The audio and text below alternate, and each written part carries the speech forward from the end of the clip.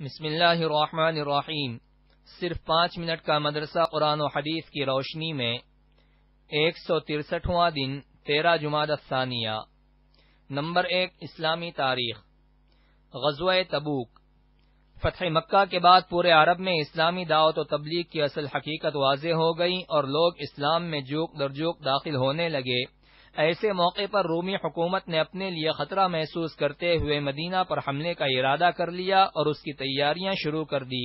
شام سے آنے والے ایک قافلے نے مسلمانوں کو اس کی اطلاع دی۔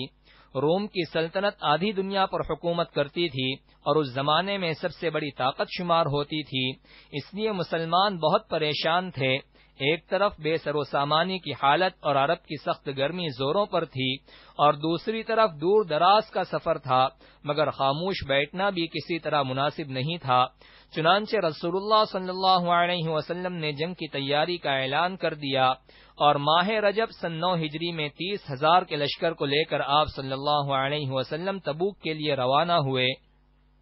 مسلمانوں کے اس دلیرانہ اقدام کی وجہ سے رومیوں پر بڑا اثر ہوا اور انہوں نے حملہ کرنے کا ارادہ چھوڑ دیا اور بہت سارے قبیلے کے سرداروں نے صلح کر لی۔ یہاں 1 ماہ قیام کرنے کے بعد رسول اللہ صلی اللہ علیہ وسلم بغیر جنگ کیے فتح مندی کے ساتھ مدینہ واپس ہو گئے۔ یہ آپ صلی اللہ علیہ وسلم کی زندگی کا آخری غزوہ تھا۔ نمبر 2 اللہ کی قدرت۔ منہ میں رطوبت یعنی تھوک۔ اللہ تعالیٰ نے منہ میں تری کو پوشیدہ رکھا ہے کہ کھانا منہ میں رکھ کر چباتے وقت وہ تری پیدا ہوتی ہے اور کھانے کے ساتھ مل کر اس کے ہضم ہونے میں مدد کرتی ہے۔ عام حالات میں وہ تری ہلکی رہتی ہے جس سے حلق تر رہے اور سوکھنے نہ پائے، ورنہ آدمی بات ہی نہ کر سکے۔ اگر تری بالکل نہ رہے اور منہ ایک دم سوکھا رہے تو دم گھٹنے لگے اور انسان زندہ نہ رہ سکے، اور اگر تری کھانے کے علاوہ بھی منہ میں پیدا ہوتی رہے تو بات کرنے میں دشواری ہو اور منہ کھولنا مشکل ہو جائے۔ وہ کیسی قدرت والی ذات ہے جو کھانے کے وقت میں رطوبت کو زیادہ مقدار میں پیدا کرتی ہے اور عام حالات میں نارمل رکھتی ہے۔ نمبر 3 ایک فرض کے بارے میں۔ میت کا قرض اس کے مال سے ادا کرنا۔ حضرت علی رضی اللہ عنہ فرماتے ہیں کہ رسول اللہ صلی اللہ علیہ وسلم نے قرض کو وصیت سے پہلے ادا کروایا، حالانکہ تم لوگ قرآن میں وصیت کا تذکرہ قرض سے پہلے پڑھتے ہو۔ فائدہ: اگر کسی شخص نے قرض لیا اور اسے ادا کرنے سے پہلے انتقال کر گیا تو کفن دفن کے بعد مال وراثت میں سے سب سے پہلے قرض ادا کرنا ضروری ہے، چاہے سارا مال اس کی ادائیگی میں ختم ہو جائے۔ نمبر 4 ایک سنت کے بارے میں۔ استغفار کثرت سے کرنا۔ حضرت ابو ہریرہ رضی اللہ عنہ فرماتے ہیں کہ میں نے رسول اللہ صلی اللہ علیہ وسلم کو فرماتے ہوئے سنا کہ خدا کی قسم میں دن میں 70 سے زیادہ مرتبہ اللہ تعالی سے توبہ و استغفار کرتا ہوں۔